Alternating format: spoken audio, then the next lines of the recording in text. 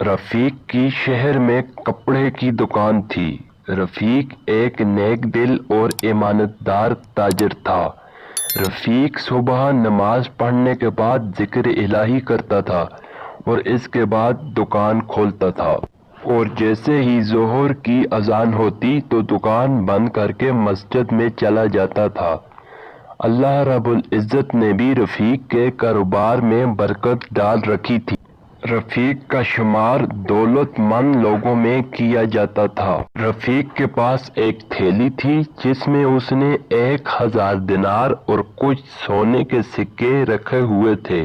ایک بار رفیق کاروبار کے سلسلے میں باہر جا رہا تھا تو وہ اپنے قریبی دوست عامر کے پاس اپنی تھیلی لے کر گیا اور کہا کہ بھائی عامر، میں کچھ عرصے کے لیے باہر جا رہا ہوں اور میں یہ تھیلی آپ کے پاس بطور امانت رکھ کر جا رہا ہوں۔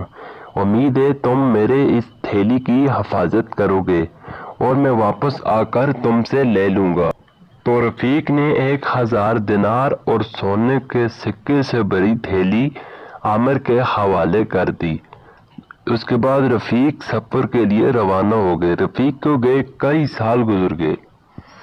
اب عامر کے دل میں شیطان نے وسوسہ ڈالا کہ کیوں نہ کہ میں اس سے یہ 1000 دینار اور سونے کے سکے نکال کر اس کی جگہ درہم ڈال دوں۔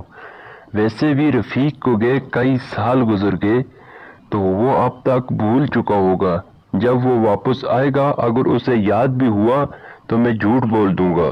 تو عامر نے اس تھیلی سے 1000 دینار اور سونے کے سکے نکال کر اس میں درہم ڈال کر اسے رکھ دیا۔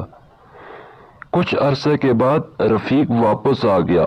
وہ عامر کے گھر گیا اور عامر اسے بہت اچھے طریقے سے ملا اور اس کی امانت یعنی سکوں سے بھری تھیلی اس کے حوالے کر دی۔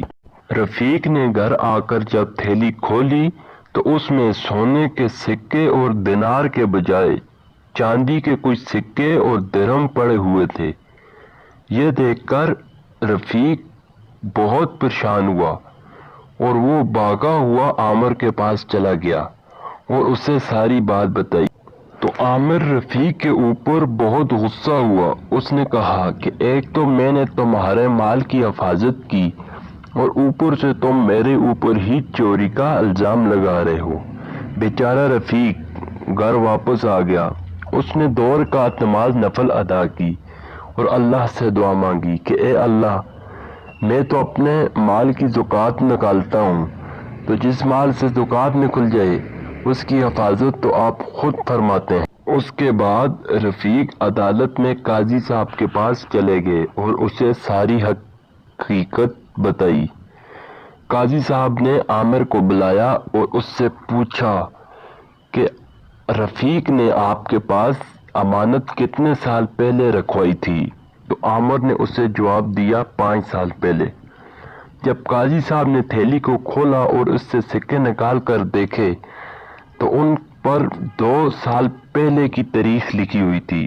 تو قاضی صاحب نے عامر سے کہا کہ تم جھوٹ بول رہے ہو کیونکہ یہ سکے 2 سال پہلے بنے ہیں اور آپ کے پاس امانت 5 سال پہلے رکھائی گئی تھی۔